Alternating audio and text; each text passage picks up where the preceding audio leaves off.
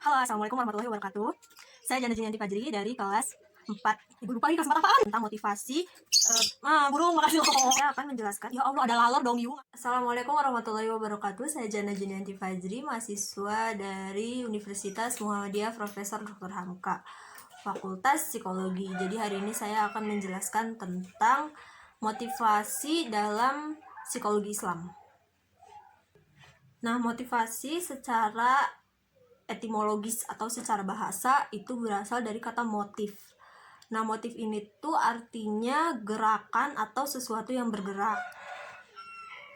Jadi, motif ini atau motivasi ini berkaitan erat dengan gerak atau perilaku seperti itu.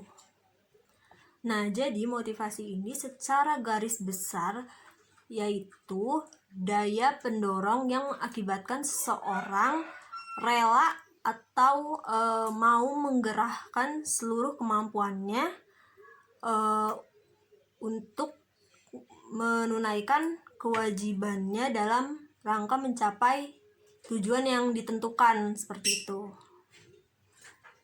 Nah, menurut Heiratsman Ranupandojo dan Suad Husnan itu ada 3 kelompok teori motivasi. Nah, kira-kira apa aja tuh? Kita bahas satu-satu ya.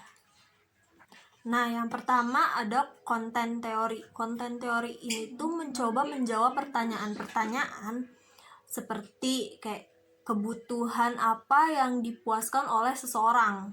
Lalu apa yang menyebabkan mereka melakukan sesuatu. Nah, gitu.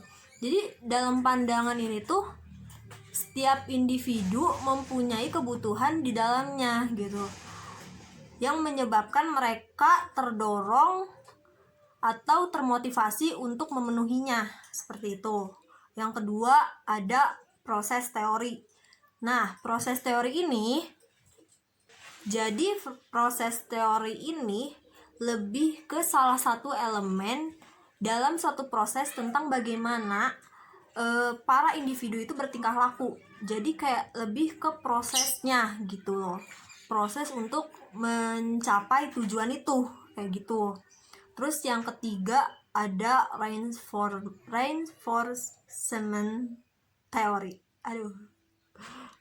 Nah, jadi di teori ini tuh lebih menjelaskan ke bagaimana konsekuensi perilaku di masa lalu gitu. Jadi kayak perilaku tertentu tuh akan menghasilkan akibat yang menyenangkan atau yang tidak menyenangkan kayak gitu. Dari yang tadi saya sebutin sebelumnya, nah itu kemungkinan akan ada hasilnya. Motivasi itu bisa memberikan hasil yang menyenangkan atau tidak menyenangkan di akhir seperti itu. Nah, ternyata motivasi di dalam diri manusia itu terdorong karena adanya aspek-aspek. Yang pertama, aspek keinginan untuk hidup. Terus yang kedua, itu ada aspek keinginan untuk memiliki sesuatu. Terus yang ketiga, ada aspek akan kekuasaan. Nah, terus yang keempat, keinginan akan adanya pengakuan gitu. Dalam setiap diri manusia itu terkandung berbagai macam dorongan-dorongan yang bersifat naluriah. Contohnya dorongan ketika makan apabila merasakan lapar. Terus dorongan biologis berupa libido atau seksualitas gitu. Terus dorongan untuk tidur ketika kita lelah dan seterusnya. Nah, kemudian seluruh dorongan-dorongan tersebut akan menjadi sebuah kebutuhan atau yang disebut dengan needs. Menurut Abraham Maslow, kebutuhan manusia itu terbagi menjadi 5 tingkat. Di sini Maslow mengatakan bahwa individu harus melewati tahapan-tahapan tersebut secara berurutan dalam hal pemuasan hingga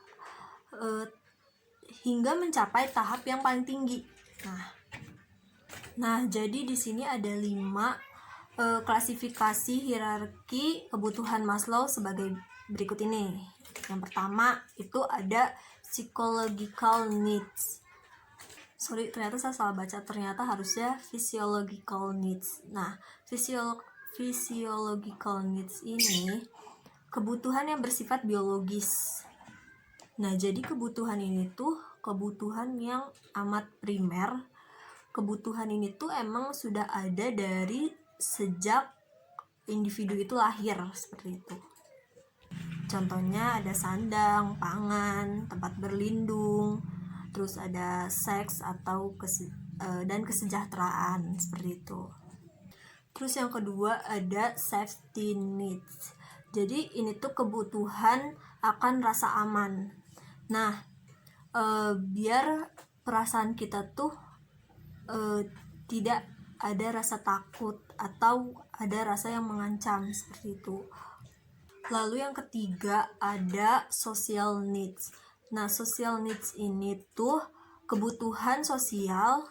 Jadi seperti perasaan ingin diterima oleh orang lain, seperti kebutuhan untuk ingin dihormati gitu. Terus kebutuhan untuk berpartisipasi, seperti itu. Lalu yang keempat ada esteem needs. Nah, esteem needs ini tuh kebutuhan akan harga diri individu. Dan yang terakhir, yang kelima itu ada self actualization. Nah, self actualization ini tuh kapasitas kemampuan untuk menjadi yang terbaik gitu loh. Nah, dari teori-teori motivasi yang tadi barusan saya paparkan, itu sebagian besar masih bersifat jangka pendek. Nah, artinya apa? Jadi, hanya sekedar pemenuhan kebutuhan dalam kehidupan yang ada di dunia, gitu.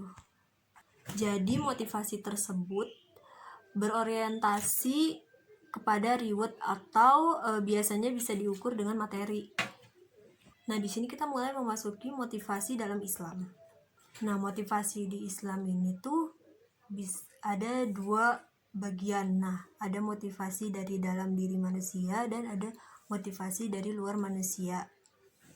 Nah, motivasi dalam diri manusia itu bisa berupa cinta kepada Allah, terus takut kepada Allah,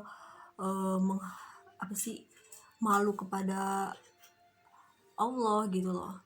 Nah, sedangkan motivasi dari luar diri manusia itu bisa berupa adanya surga dan akhirat yang dimana dorongan ini tuh ingin melaksanakan kebaikan terus agar bisa masuk ke dalam surga gitu.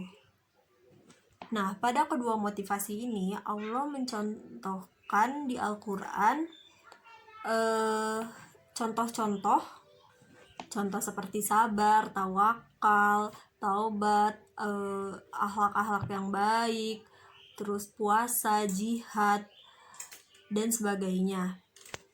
Nah, dalam bentuk umum ini tuh termasuk ke dalam motivasi untuk mendekatkan diri kepada Allah dengan melaksanakan kewajiban yang fardu dan sunnah untuk mencapai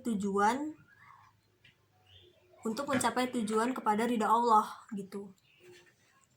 Nah, untuk mendorong motivasi ini kita harus tetap teguh menjalankan komitmen atau yang disebut dengan istiqomah dalam menjalankannya, seperti itu.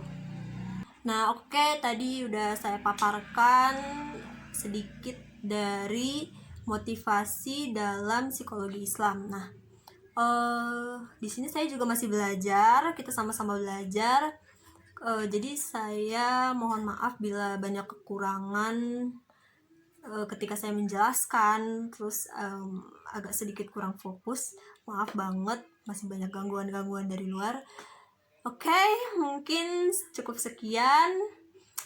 Billahi fisabilillah, fastabiqul khairat. Wassalamualaikum warahmatullahi wabarakatuh.